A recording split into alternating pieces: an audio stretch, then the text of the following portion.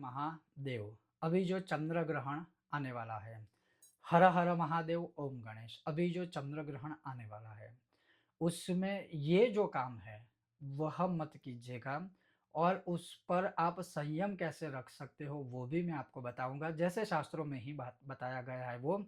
और वो जो नियम है, जो गर्भवती बहनें या महिलाएं हैं, जो छोटे छोटे बच्चे हैं, जो बुजुर्ग है, जो दवाइयाँ लेते हैं, जो अस्वस्थ है, क्या उनको भी ये नियम लेना आवश्यक है या नहीं, वो आज मैं आपको बताऊंगा।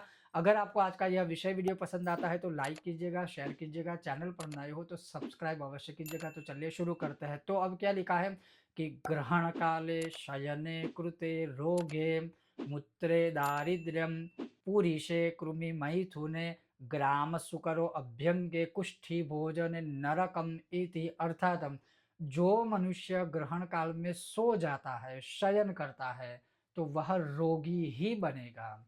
जो मनुष्य ग्रहण काल में मूत्र विसर्जन करता है तो वह दरिद्री बनेगा। जो मनुष्य ग्रहण काल में मल त्याग करता है, शौच करता है, तो वह कीटक के रूप में अगले जन्म में जन्म लेगा।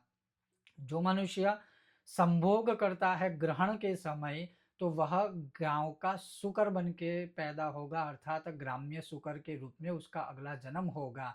जो मनुष्य उस समय पर उबटना करता है तो वह कुष्ठ रोग से पीड़ित रहेगा। और जो मनुष्य ग्रहण काल में भोजन करता है तो वह नरकगामी होगा। और ये शास्त्रोक्त कथन है।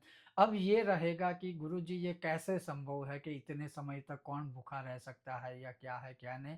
तो इसीलिए ग्रहण के आरंभ से ही सूतक काल रहता है, जो मैंने एक वीडियो में ऑलरेडी आपको समय से लेकर सब कुछ बताया है कि जब ग्रहण का सूतक काल शुरू हो जाता है तभी से हमें कुछ खाना नहीं है, हमें कुछ पीना नहीं है। और किसी भी प्रकार का जो है, जो कुविचार हम कहते हैं, भोग संभोग या सारी चीजें हैं वैभव आदि, उसको हमें भुगतना भी नहीं है।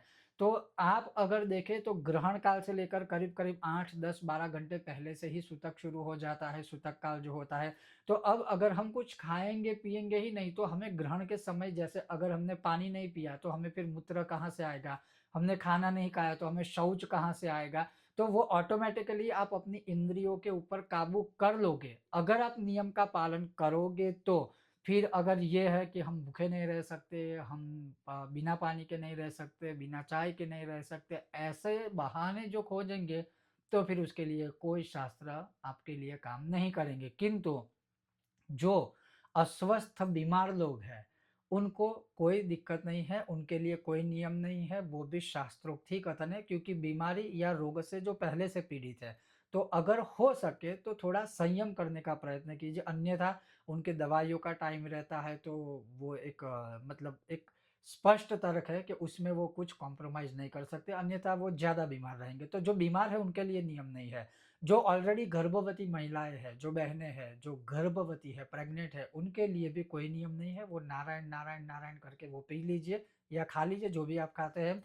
उसके अलावा जो अस्वस्थ है, जैसे बीमार लोग मैंने बताए, उनके अलावा जो बड़े-बुजुर्ग हैं, जो उम्र-दराज़ लोग हैं, उनको भी कोई नियम का पालन नहीं करना है। और जो छोटे बच्चे हैं, ख़ास करके अगर देखें तो 5-6 साल के नीचे के बच्चे हैं, तो वो भी इन नियमों का पालन नहीं करेंगे तो उनको कोई दोष, कोई पाप नहीं लगेगा। अन्यथा जो स्वस्थ लोग हैं, जो साधक हैं, जिनको भक्ति मार्ग में आगे बढ़ना है, उन लोगों को अवश्य ये नियमों का पालन करके फिर आगे बढ़ना है। अन्यथा जैसे यहाँ पर लिखा है वैसे ही फल हम पा सकते हैं।